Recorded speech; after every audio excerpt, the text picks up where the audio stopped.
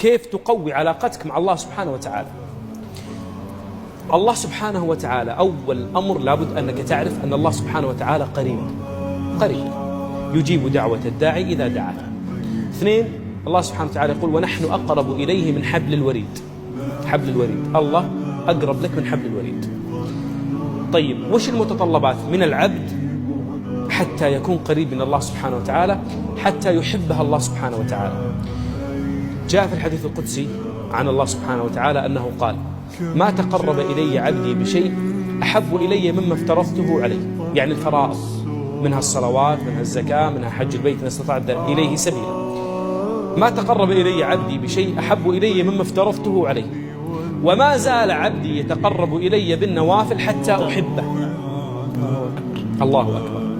النوافل أي شيء دون الفريضة، مثل سنة الفجر ولا سنة الظهر ولا أذكار الصباح والمساء ولا سنة المغرب ولا سنة العشاء، قيام الليل، الوتر، الشفع، الاستغفار، قراءة القرآن، هذه كلها، ابتسامتك في وجه أخيك، صدقة وغيرها، هذه كلها من السنن ومن النوافل. وما تقرب، يقول الله سبحانه وتعالى في الحديث القدسي وما زال عبدي، يعني ما زال هذا العبد يتقرب لله سبحانه وتعالى. هنا صدقة، وهنا بر، وهنا صلاة، وهنا وتر، وهنا قراءة قرآن، وهنا عمرة، وهنا حج من غير الفريضة، وهنا وهنا وهنا، وما زال تفيد الحاضر والمستقبل. وما زال عبدي يتقرب إلي بالنوافل حتى أحبه.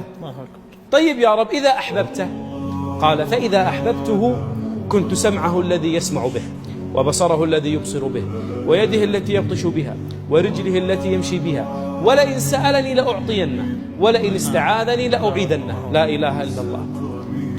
اليوم بإمكانك أنك تكون قريب لله سبحانه وتعالى بالنوافل والفرائض بأقل القليل، بكثرة الاستغفار أيضا، بكثرة الاستغفار، نعم. بكثرة الصدقة، بكثرة التهجد، بكثرة ذكر الله اللي ما يحتاج منك قبلة، ولا يحتاج منك وضوء، ولا يحتاج منك اتجاه، ولا يحتاج منك وضعية معينة حتى تكون قائم أو قاعد أو على جنبك أو مضطجع أو نائم أو بسيارتك أو أختي في المطبخ أو أنت في بيتك مع أبنائك أو في حديقة أو في الكفي.